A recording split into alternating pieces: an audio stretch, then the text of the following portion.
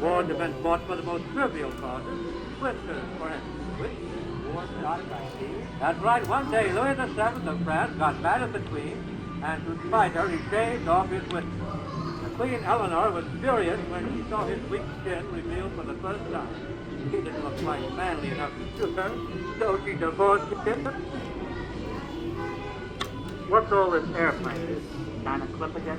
Yes, Sir Ozzy, I think the flight of the China Clipper is one of the greatest ever made.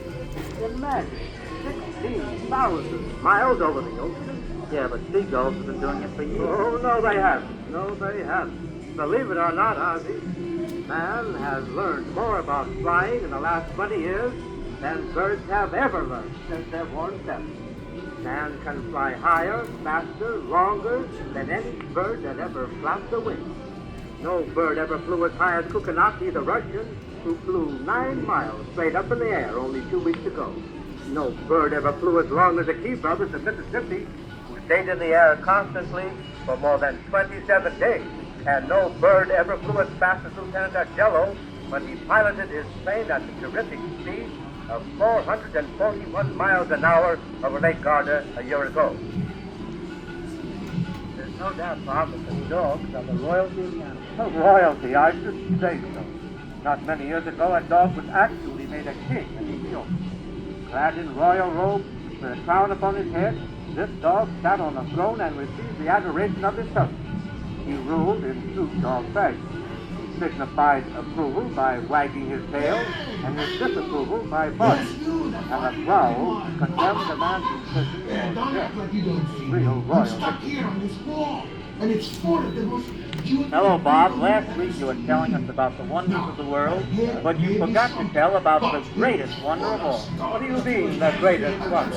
The lady. Tell them what country has the prettiest women. Oh, that's a hard question, You know, beauty is in the eye of the beholder. Ethiopia, for instance, beauty is measured by weight, and the highest compliment an Ethiopian can pay his wife is to tell her that she's as majestic and graceful as an elephant. Well, would you suggest I pay that compliment to Mary? Oh, no, I should say that. So would I suggest a Chinese term of endearment? You know, the Chinaman calls his wife a little pig for a pet name. In the country of Yemen, the head of the house calls his girlfriend my darling onion. And in Brittany, a wife is referred to as a herring. Well, last week you asked me if a man can have 3 children, each born in a different century. Well, a man can and did. That man was a Frenchman named Pierre Dupanel. He had one son born in the 17th century, another son 39 years later in the 18th century, a third son 63 later in the 19th century, when he was 121 years old, and a statue has been erected to him in the town of Barjac, France.